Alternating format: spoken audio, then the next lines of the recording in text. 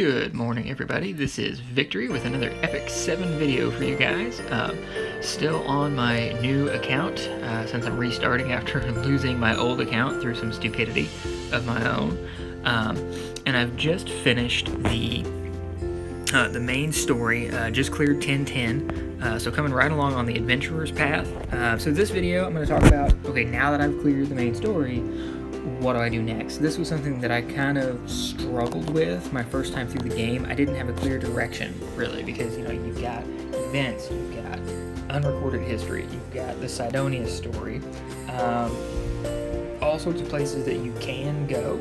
Of course, you know, you still want to finish the adventurer's path, but none of it now has anything to do with going into adventure and doing a specific thing. You know, you're recruiting heroes, you're clearing Abyss. I guess you are going to stage 10 S3 in adventure, which is just kind of a little side note.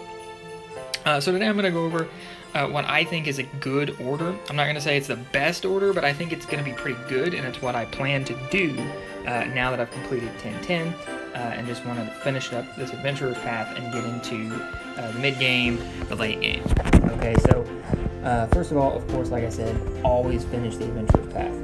This level 70 full set of attack and critical gear is waiting for you at the end. You get 2 Terra Phantasmas. Basically, you get everything you need on the adventurer's path to make a fully equipped 6-star damage-dealing hero, which will get you through a bunch of the mid-game almost by themselves. So adventurer's path is extremely worthwhile. Okay. But in the meantime, you know, how do I spend my energy every day? How do I complete my daily quests from the Three Sisters? The first thing I would do after clearing 1010, in terms of the adventure mode, is go back in and get all of your star rewards, okay? There's a bunch of Skystone waiting at the end of every region reward. The other thing that this is going to do for you is get you Breath of Orbis. Whoops. Breath of Orbis, of course, is what you use to improve your sanctuary, and I would recommend doing this first before even stepping foot into unrecorded history or into the Sidonia story. Go back, get all your star rewards from every region, and get your Breath of Orbis. One other thing this will do for you guys is on these maze levels, like Researcher's Defense here, like this one here. If you go in here and there's a gold chest, more often than not, especially near the end of the world map, those gold chests are going to have really nice pieces of equipment in them. I think they have some level 71 heroic equipment in at least 2 or 3 of these chests that you can use for a pretty long time, at least through the mid-game and possibly in the late game as well, depending on how well they roll, how well they fit the heroes that you're using. So that's the first thing I would do. Go back into the normal adventure mode, clear up all of the stuff in the Ritania continent, like go through all these maps. You'll also see there's a 3S, a 5S, and an 8S here. Go back, make sure you do those as well. Clear everything on this map in adventure. That's the first thing I'm going to do. I want to get my Breath of Orbis, I want to get my gear, and I want to get all of those region rewards, which is basically just a bunch of Skystones. So that I can make more gadget pulls, I can buy more stamina, all that good stuff. Okay, so that's that. Next, okay, I'm going to use that Breath of Orbis to improve my sanctuary. And this is what I would recommend. There have been some fairly recent changes to the sanctuary, particularly the Alchemist's Steeple with the addition of equipment conversion, which I know people have a lot of mixed feelings on that. I haven't really done it much myself, but I know they've made improvements to it after its release.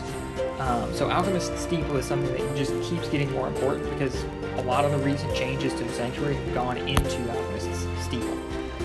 So once I have all my Breath of Orbises, and I think you get some from unrecorded history as well, but basically I'm going to start improving this, and here's the order that I'm going to do it in. First is the Forest of Souls. I want to get my 3rd slot, and I want to get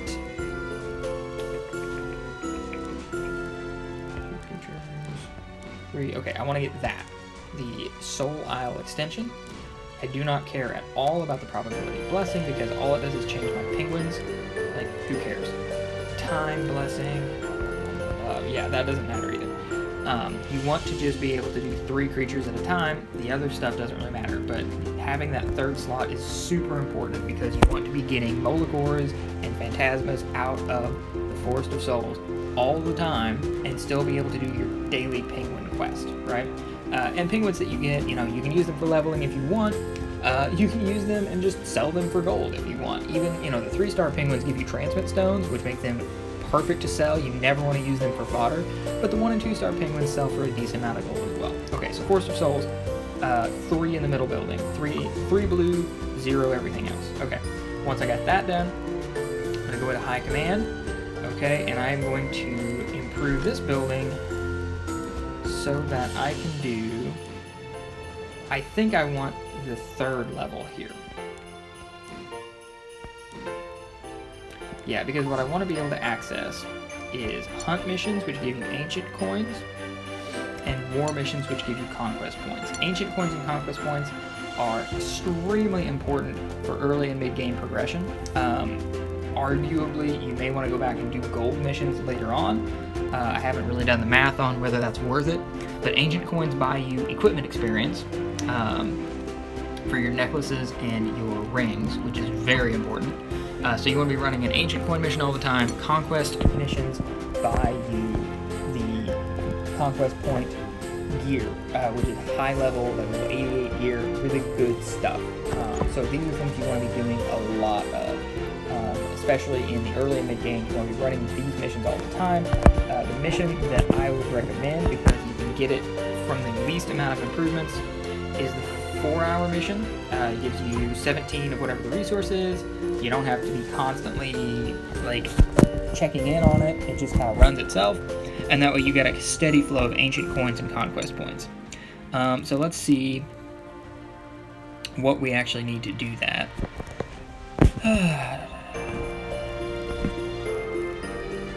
Okay, yeah, it looks like you need 1 orange and 1 green for the hunt mission.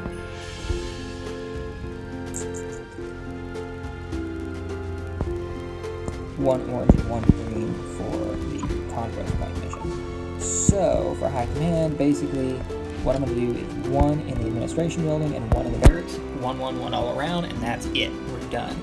All the other upgrades do is give you more missions, and once you get those 2 4-hour missions, you're good to go. So that's that for High Command. Once I get these 2 done, I'm going to move directly to the Heart of Orbis, and I'm going to improve the Heart of Orbis so that I can generate more golden skystone every hour, and so that I can get this 50% chance to earn extra rewards. Okay, the Cradle of Life is nice because you don't have to check in as much. It lets you store more, but I did this in my first account where I upgraded the Cradle of Life, then I regretted it because I could not get my Alchemist Steeple maxed out. So I'm just going to do 3 in the blue and 3 in the green for the Heart of Orbis. Okay, and that's next is Alchemist Steeple. So I've been saving Alchemist Steeple because the other stuff I want to get going right away. Alchemist Steeple is something you can slow down a little bit on, but you do want to get it maxed out. And honestly, you want to get everything in here so that you can craft all the different things in the lab. You want to get your gold reduction, because gold is extremely valuable, and the less of it you can spend doing stuff, the better. Anything that saves you gold is a good thing. Then finally, ingredient storage quality point. What that does is if I go to craft something here, which I can't really demonstrate it right now, but if I were to try to craft a charm, okay, I would need 20% less material to make the best charm craft for that week. So you save materials and you save gold by just maxing this out, and that's a really good long-term investment. So max this out, then finally, once all of those buildings are done, I'm going to come into the steel workshop, and I'm going to do max on this as well. You absolutely want maximum in the Artisan's Furnace so that you get the best chance of epics. You absolutely want the workshop. Again, saves you gold, a lot of gold. You spend so much gold on the workshop, so that 30% reduction is going to be fantastic. And then lastly, you want your 30% resource reduction so that you don't have to farm as many Drake Claws or whatever to make your speed sets, right? So again, saving resources, saving gold, long-term investment, it pays off hugely over the course of the game. But that's kind of the order that I'm going to do my Sanctuary in. And then once I'm done with my sanctuary, and I believe, like I said, the sanctuary is going to take you into unrecorded history. If I go in here, there'll probably be a big story thing.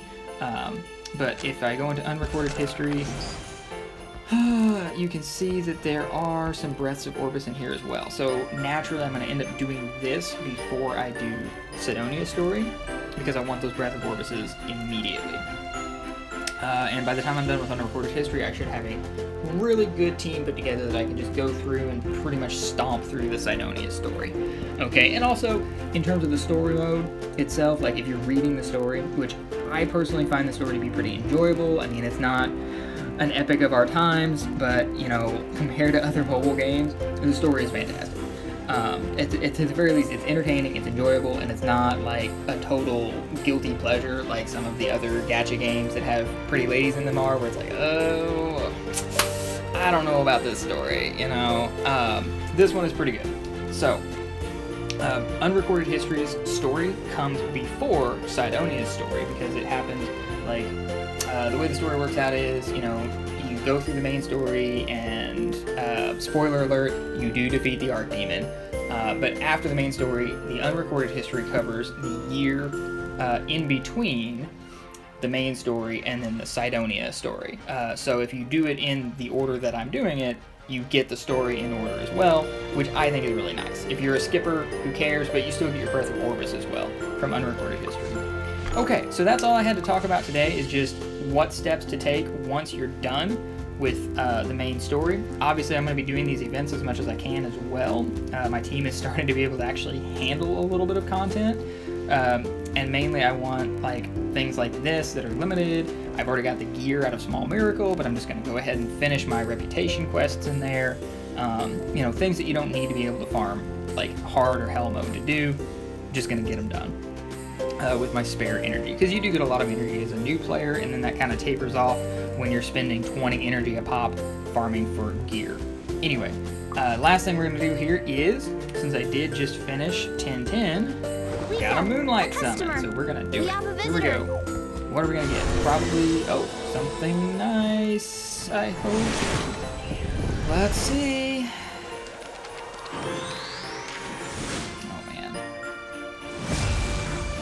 Hi! Will you introduce yourself? Will you play with me? Fantastic. I have no idea what Guider Aether does, but I've been using Aether this time around. I didn't use him in my first account. He's hilarious. So, that's pretty cool. What does he do anyway? Okay, decreases speed. That's exactly what his Soul Weaver form does, except I guess he's a mage.